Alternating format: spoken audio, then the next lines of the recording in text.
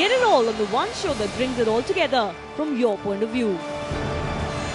Everything from the 2010 Football World Cup on Football Fanatic World at War.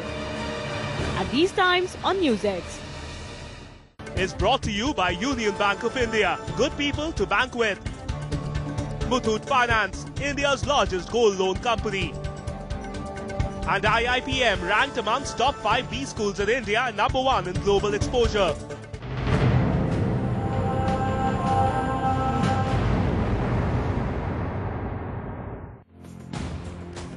Hello and welcome. You're watching NewsX. We are, of course, talking about the big story today, the Bharat Bandh, which was called by a near-united opposition led by the BJP and the left to protest rising prices, especially those of fuel.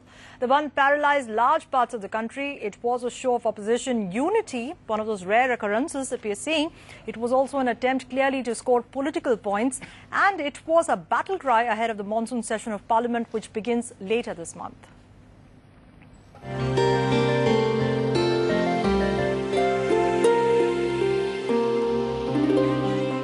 Making the most of a united opposition's first real chance to go hammer and tongs against the UPA, and this in the national capital.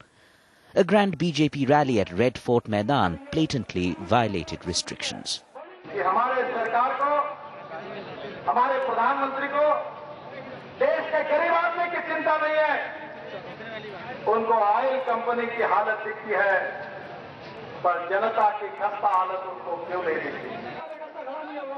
BJP propped up the protest on one end, with the left on the other. None of the usual left parties treating the BJP as untouchables. Government doesn't care about the impact of this on the people. There's a widespread protest because it's so illogical and irrational. At a time of high inflation, how can you take a step which is going to increase it many-fold over? The BJP National President Nitin Gadkari was arrested in Delhi, along with Sharad Yadav, the JDU President. And this was the scene that was there throughout most cities in India where these protests were happening that were by the NDA. The detained leaders trying to score their political points, and it seems that the message that they've been trying to convey on price rise is finally trickling down to the streets, to the common man. And naturally enough, BJP and left-ruled states felt it worst. Flights cancelled, trains stalled, marketplaces forced shut, and more. The sheer degree of opposition unity meant most other states felt it hard too. Finally, the divided opposition did get together on rising prices. And while the UPA remains committed to deregulating fuel prices, the stage is set for a showdown between the Treasury and opposition benches in Parliament later this month. The show of unity means worries mount for the UPA, though it maintains the aggressive tone, refusing any fuel price pullback, putting up a show of ducking realities and screaming to be heard on the politics of the Bandh.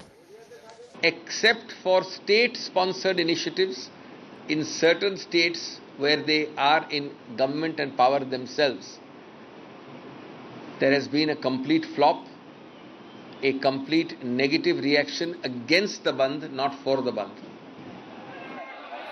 The opposition unity today's Bandh could set in motion spells little more than bad news for the UPA all around. With Sanjeev Singh and Ishan Russell, Vishal Dahiya, NewsX. Well, the Bharat Bandh not only paralyzed daily lives in metros, but also became a cause of concern for the daily wage earners on the streets, a concern of bearing the brunt of such protests even as the core issues remain unsolved. बड़ा दिक्कत है, हम लोग का खाना कमाना सब मुश्किल हो गए है और यहाँ सब बंद हो गए, ये हम लोग का पेट का रोटी रोजगार मर गए। हम लोग कमाता है डेली खाता है, आज बंद हुआ, हम लोग का एकदम आमदनी कम बंद है। रोज कमाते हैं, रोज खरीद के ले जाते हैं, खिलाते हैं।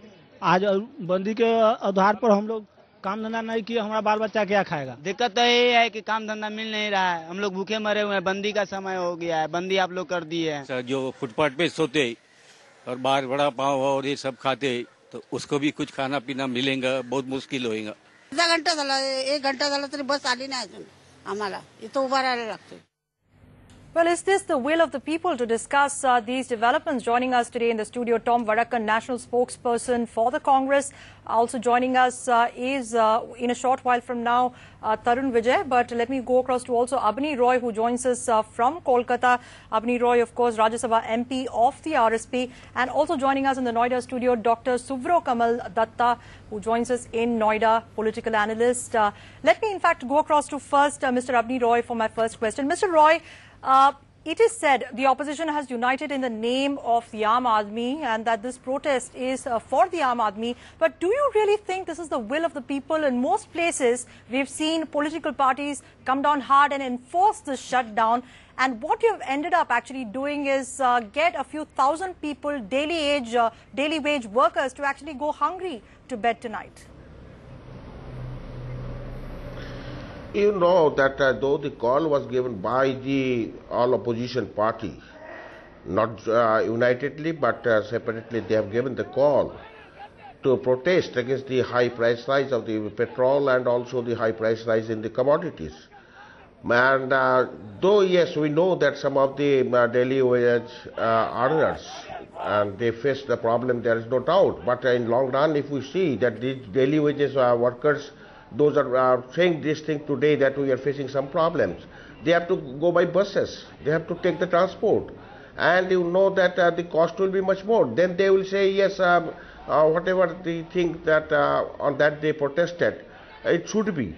So, in a protest, it is the entire citizen of the India who took part in this. Not only it is the call by political party, Roy, in most places but the majority of the people took Mr. part. Abani Roy, in most places we have seen political parties actually intimidate people and enforce this Bandh. How can you call it participation from the average man on the street? Most of the people we have been speaking with are saying that they are completely inconvenienced by the Bandh and not being able to really earn their 2 square meals per day, a lot of them.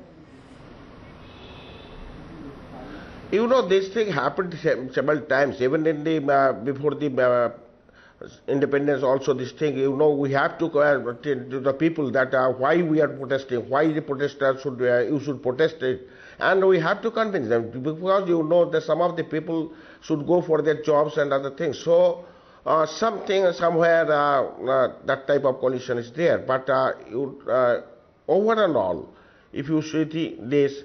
Whether it is in Calcutta, even in Delhi, I must say of Delhi on today, that Delhi, the people who came at last Delhi after 18 or 19, 20 years, I can say that this sort of Bandh was there.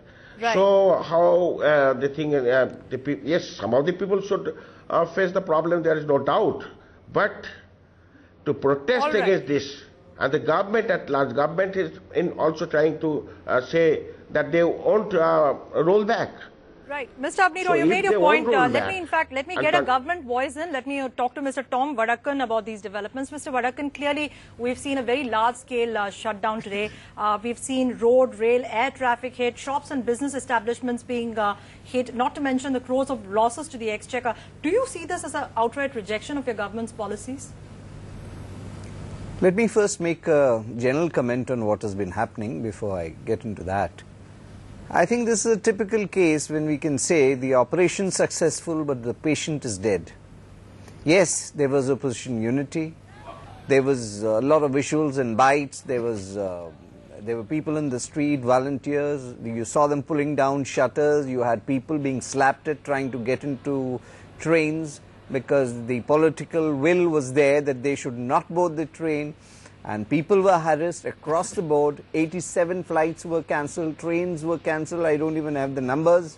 Across the board, emergency examinations were set aside, patients who had to rush to hospitals reached them, they had problems. It was sponsored by each state which had its own interest game. You had the state of, you had the situation in West Bengal, you had a situation in Madhya Pradesh, there it was more or less state sponsored. Yes, the country was held at ransom, the Aam Aadmi was held at ransom, and let me tell you, you have not come out with flying colours. What you should have done perhaps is reduce taxes at your end and told us. We would have heard that message and we would have understood your agony if you had reduced taxes at your end. Instead, you are into a collection spree, you are in the loot yourself. What Bandh are you talking about? You are answerable to the Aam Aadmi as much as we are. We are fighting a bit. We took a better battle. We took a decision. It's not for any reason. We would become unpopular, but that decision of subsidy or indirect taxes cost the exchequer to an extent of 1 lakh crore, which was an amount as indirect taxes. This is the logic, and we are trying to tell the nation, if they don't understand, then this is sheer political rhetoric. Right. In fact, let me get Dr. Dutta into this conversation. Much has been said about the fuel subsidies that were finally decontrolled. A lot of these subsidies were not really filtering down to the poorest of the poor anyway. And I think a lot of economists and political analysts believe that this was something which the Congress had to do sooner rather than later. The timing of it is, of course, debatable. But what about the so-called Bandh, which is being enforced upon the people in the name of the will of the people? How do you read these developments? Well, I would say that it was extremely unfortunate and it was uncalled for. And why I say unfortunate and uncalled for, I'm not taking a political stand or something, but as an expert, I do have certain reasons behind it. First of all, this was a violation of the Kerala High Court and the Supreme Court order, which had declared any kind of bandhs as illegal. So clearly you have violated the constitution. You have insulted the highest court of our country. You have insulted the judiciary. That is one. The second thing is, like, as an economic expert, I would say that if we look into the losses today because of this bandh, it's mind-boggling. I mean, I just did a rough calculation of the different sectors since yesterday and today, and I found that the actual amount is, we can't even think about the figures. It is such a huge loss. I'll just give you one small example. In our country today, we have around 25 to 50 crores of people who are from the unorganized sector. And every day they earn a basic wage of around 50 to 100 rupees. Now, say supposing if the figure is around 50 crores and if 25 crores were not allowed to sell their goods in the market today, can you imagine how much has been the loss from that? You just multiply it straight away, 25 into 100, and see what is the net result of that. It's 250 crores. Another example I would give, like in all the shipyards of our country, every day we upload and we download around somewhere around 10,000 tons to 25,000 tons of goods every day. All these major shipyards which were on standstill today, and per unit uploading and downloading is somewhere around 1,000 rupees. Right. So again, you calculate there, see the massive loss. Talk about the railways, talk about the surface transport, talk about the various sectors of the industries, right. Talk about the agricultural sectors, talk about the service industries. Like in my understanding as a political and as an economic expert, I would say that this bandh of today, probably the figure would cross to somewhere around lakhs and lakhs of crores. Right. So who pays this? Ultimately, it is the average man on the street. It's the average man who has to pay for this. It's not the political parties who are going to pay for this. And you took up an issue which is in relation to the price rise. You are actually escalating price rise in that way. That is quite an irony. Let me go back to Mr. Abni Roy. You just heard Dr. Dutta there talking about the fact that these kind of shutdowns result in huge losses to the exchequer. Ultimately, it's the Aam Aadmi and the common man who has to bear the brunt of it in terms of taxes. Now, aside from this fact, there are these kind of bandhs which are called. Everybody has a right to protest, but political parties ultimately end up getting their political goons to intimidate people into participating in these bandhs. What about people with medical emergencies? Who will take responsibility for those kind of mishaps? People not being able to get to places on time because of unavailability of vehicles and so on and so forth. Will parties such as yourself take responsibility? So, as per the constitution, we have the right to protest. Now, in what manner we should protest? The experts that he is saying, who is biased, I think, economist, and the points that he raised in various ways, why he is not talking, why the subsidies are there, why the government is taking so many taxes from the petroleum products, why the government is using that subsidy petroleum in their own vehicles, why so? And they are blaming the people or the political party. I don't think that this is the correct way to say. And what we are enjoying today, the freedom or the independence or whatever the thing, that will come through a violence struggle. Right. And how even the Gandhiji took part in so, my point is even Gandhiji took part in so many satyagrahas. What he is saying that this is the court has said this thing or you have no right, this is the this happened. How he can say